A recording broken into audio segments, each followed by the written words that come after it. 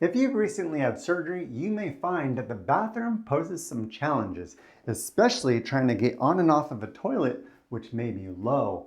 You may not have any grab bars installed. You may not have a bedside commode that goes on top of the toilet, and it is challenging to get off of that toilet, especially if you've had surgery.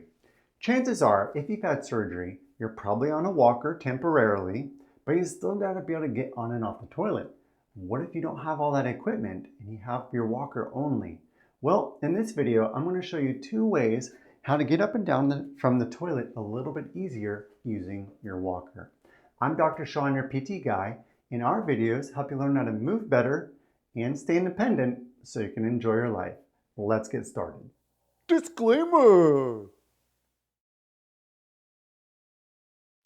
Now, if you're finding that it's difficult to get on and off of the toilet, there are a lot of pieces of equipment that can help. You can install grab bars. That takes a contractor oftentimes. You can get them installed into the wall, the studs and stuff.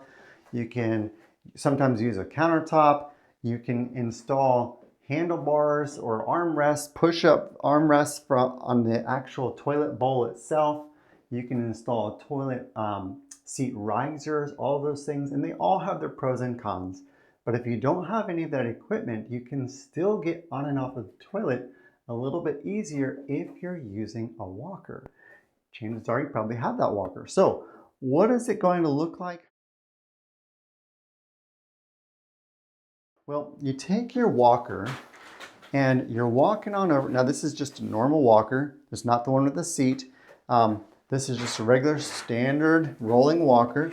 And what this does is if you just slide your walker in, notice the back part goes all the way to the back, and it's almost acting like armrests to push up from, or armrests on a chair. So you basically, if you're gonna have to sit down, well, you go over, you push the walker there, you turn a little bit slowly, you sit. You can use your hands on the armrests of here, or you can reach down to the front of the toilet and have a seat slowly, okay? Now, from here, you can just do your business, read a good book, and in order to get up, you can either try to just stand up like this. That's challenging. Oftentimes, people can either do this, where they put their hands like this and they just push themselves up like this, or what I like to do is I like to place one hand on the front of the seat and one hand here. That gives me almost like the stagger step technique. If you've seen my video on the stagger step technique, trying to get off of a couch, very similar concept. So you're going to place your hand in the front, one hand here, or it could be vice versa. I'm going to do like this, and I'm going to come up, push here, and I'm pushing here, and then you stand up. And then you do all your business, and then you come on around here, you take your walker, take a little step out, and then you're on your way. So that's one way you can get on and off of a toilet a little bit easier if you have a walker to use. You may not necessarily be able to fit your walker over the toilet like I did. Maybe it's a wider base, or maybe it's just up a little bit too much and you can't put the leg, you can't shorten the walker before you get down there because you got to be able to use it. So what do? Oftentimes, if you got to go to the bathroom, you're on the walker, you're going to bring it up like this, you're going to turn around like this, you're going to back in, and I actually prefer this method over the one I showed you first. So this is the preferred method of what I typically like to do. So you come in, you back up, it's safer, you hold here, and you're going to either reach from the front or you reach to the back. So you go down here and you're holding and you're easing yourself down. Now, the walker's in front of me instead of being back here, because when it's back here, it is challenging, especially if you don't have the shoulder flexibility and your toilet is super, super low, you're gonna have a hard time pushing from up there. So I like this. I can put one hand here, or I could put one hand here, okay? So I'll put one hand here and I can push like this. Couple little ways. I'm gonna show you a couple different things here. You can do this and here, okay? But the issue with this, you have to be very careful. You're not going to push it too much that it leans to the right.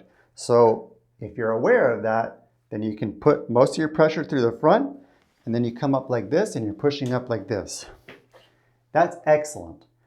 If that doesn't work and you find that you're pushing yourself over a little bit when you're trying to get up, then what you can do is you can put your hand here and here or back here.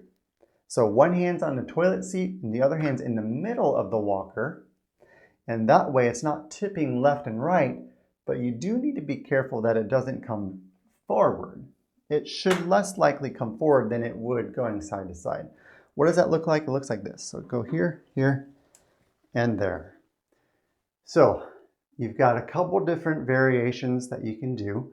The key concepts are you either put the walker straight back and you use both of them to get up, or you do it like this, which is my preferred method, and you put one hand on the toilet seat and one hand on the walker, either on one side or in the middle.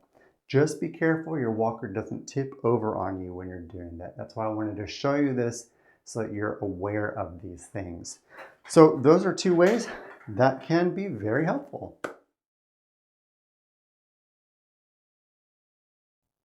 So those are a couple of ways how you can get on and off of a toilet a little bit easier if all you have to work with is your walker.